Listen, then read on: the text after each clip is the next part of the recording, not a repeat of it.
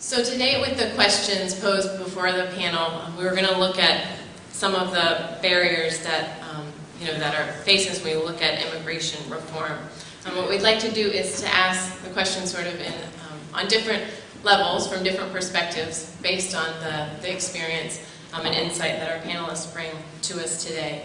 So I'd like to start with Margaret. So based on your professional experience and your knowledge of immigration issues, what do you believe are the major barriers to immigration reform at this time? That's sort of the general question. And specifically to Margaret, please speak to the question from the perspective of the military and national security. Well, first thing I have to say is that I'm speaking solely in my own personal capacity and not speaking on behalf of any government agencies at all. This is a really, really large question. I think it's the question that everybody in Washington, D.C. is asking right now as well. But I thought I would start by telling you a little story about somebody I know in the military, because I see a number of young people out there in the audience, and I know that life stories are pretty important to illustrate some of the problems that our country's facing right now. So I want to tell you about a friend of mine who is a real person, but I'm not going to use his name because I don't have his permission to tell you all this private information. So let me call him Juan, and he was born in Mexico. He worked as a small child as a farm worker in Washington State in the agricultural fields here. And he came from a family that was undocumented. They were illegal migrants from Mexico. In 1986, however, there was a major immigration reform in the United States of America, and he and his family were able to take advantage of this amnesty perpetrated by President Ronald Reagan and the United States Congress, and he was able to get legal. He was able to then go to school, graduate from high school in the state of Washington, go on to join the United States Marine Corps, get his American citizenship by serving in the United States Marine Corps, go back to school in the state of Washington, where he went to one of your famous universities here, that if I named it you would know. And he, following that, joined the United States Army as an officer, taught at West Point as a faculty member in the Department of Social Sciences, the Political Science Department, where I was teaching at the same time. Became a field grade officer, and today is one of the absolute stars in the United States Army, probably on his way to the top, and will likely be a general officer someday. He's bilingual, and his skills in Spanish and English, he's perfectly fluent in English and perfectly fluent in Spanish.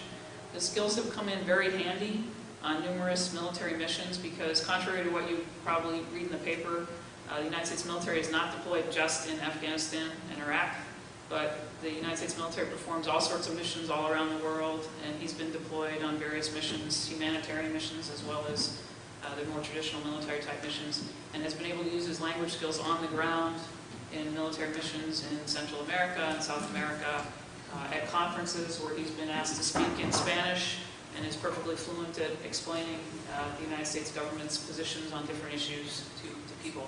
Now, I tell you this story because this happened in his stellar career and his success in life, and his joining the American community as a full member today, being a very senior Army officer, wouldn't have come about except for the fact that in 1986 we had a president who was able to get immigration reform through the United States Congress.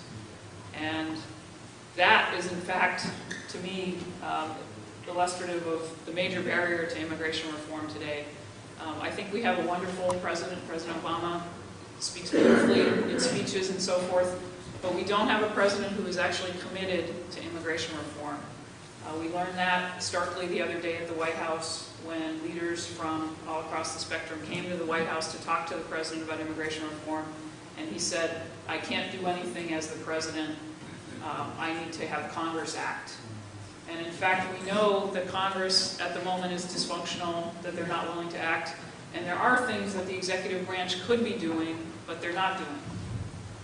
I could name a number of them if I were in the president's office right now and he asked me, are there things that I can do to get immigration reform? But the president has said that he's not willing to take those actions as the chief executive of the United States. Instead, he's waiting for Congress to act. So to me, one of the major barriers to immigration reform right now is that we don't have a leader who's making it a priority. Now, the president to give him credit, there's lots of other things on his plate, and he's concerned about other issues and made a priority in his administration. Healthcare reform, is one of his top priorities. He has not made immigration reform a top priority. He has not put people in place in the immigration agencies who know about immigration reform or who are willing to get immigration reform as one of their objectives. So I want to tell you bluntly that one of the things we do need is a leader. And I look back and I've studied the immigration reform of the 1980s and other reforms that have happened in the 1980s. And although I'm guessing that there are a number of people in this room who don't hold Ronald Reagan out to be a wonderful hero, as many others do, Ronald Reagan was wonderful in the sense that he was able to identify problems and articulate the nature of those problems to the American public and then get those problems solved.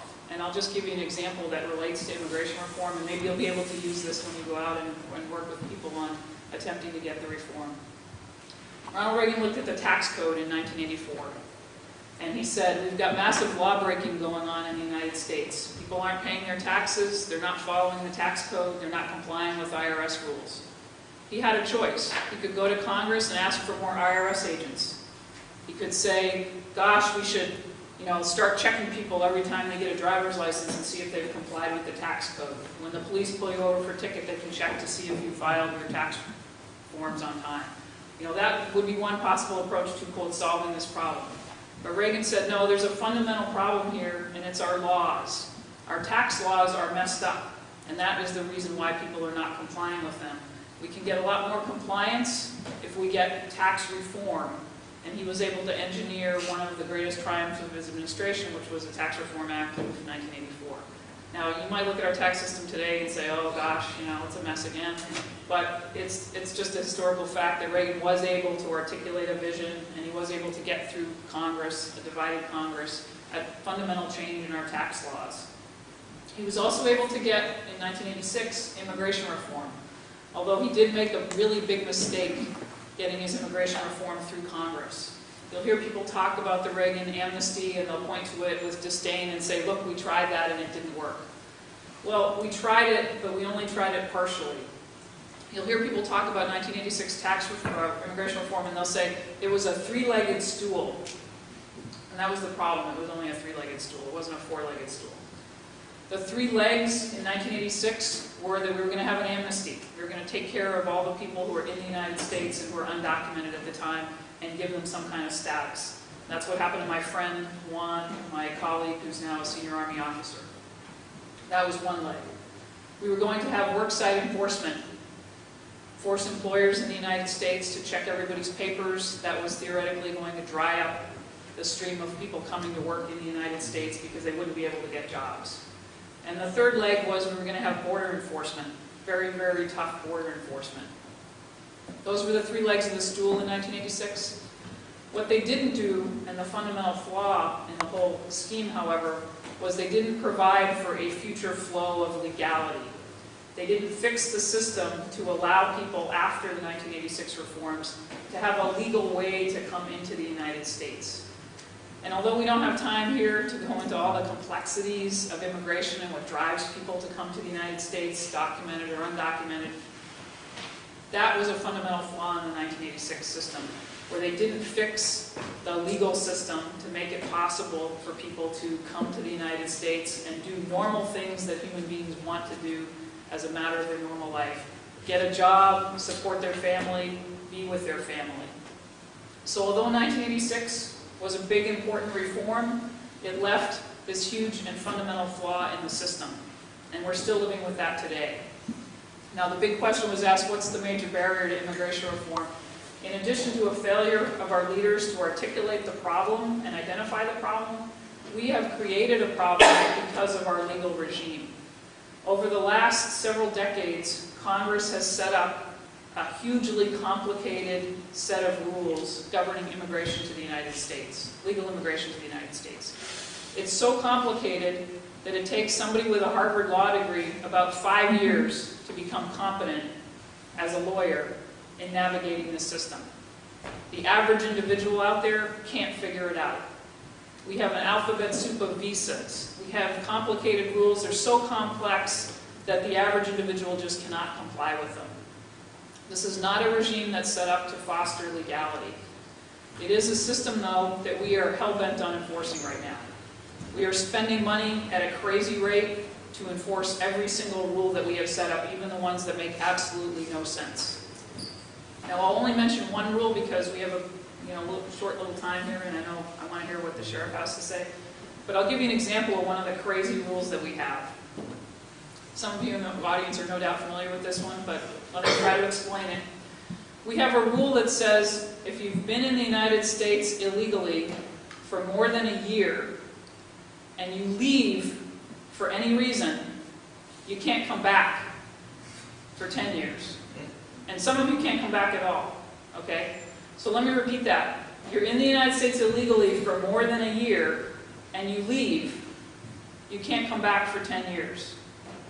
If you stay, this rule doesn't apply to you. So why do we have somewhere between 8 and 20 million undocumented immigrants in the country today? Well, some of them found out about that rule, and they know that they can't leave the country. This is a rule that makes absolutely no sense. But the United States government is spending hundreds and hundreds of thousands of dollars enforcing this rule. And the typical way they enforce the rule is an American citizen marries somebody who's undocumented. The American citizen says, great, I'll get you your papers. Every American thinks that if they marry somebody, that person can get papers, right? This is a misnomer, by the way. It's not correct, but they think this. So the American citizen files a visa petition for the undocumented foreigner from, let's say, Mexico. The visa petition gets approved. They're very excited. The government of the United States has approved this visa petition. But then they get a letter from the government saying, well, your husband, your wife has been in the United States illegally, entered illegally. They cannot get their green card in the United States. They have to go to Ciudad Juarez and get the visa there. And they get a notice from the United States government saying they have an appointment in Ciudad Juarez and they need to go to this appointment because the visa's been approved and they need to go to the appointment in order to get their papers fixed. So they happily jump on an airplane or bus or car and they head off to Juarez. They go to Juarez, they go into their appointment, and the consul officer looks at them and says, you left the United States. You're now barred from coming back for 10 years. And yes, we approved the visa, but you just left the U.S., and so this ground of inadmissibility is kicking in that's going to bar you from the United States for 10 years. Okay? Now this makes absolutely no sense. It's what military people call a catch-22. But it's being enforced right now. And thousands of lawyers out there are making money attempting to get waivers for people or telling them there's no hope for them because after the consular officer told them that they're barred for 10 years, they snuck back into the United States to be with their wife or their husband, and that means they're now barred permanently from the United States. That's another rule. So we're spending hundreds and hundreds of thousands of dollars enforcing what is essentially a dysfunctional legal regime that makes absolutely no sense to most people. But what you'll hear from people is that we must enforce the rule of law. We've created laws that make no sense, and now we must enforce them, because we're a country of the rule of law. Now, I dare say if Ronald Reagan were alive today, which he's not, he would look at this regime the same way he looked at the tax regime back in 1984, and he would say, this makes no sense, and we have massive illegality going on here because of the legal regime.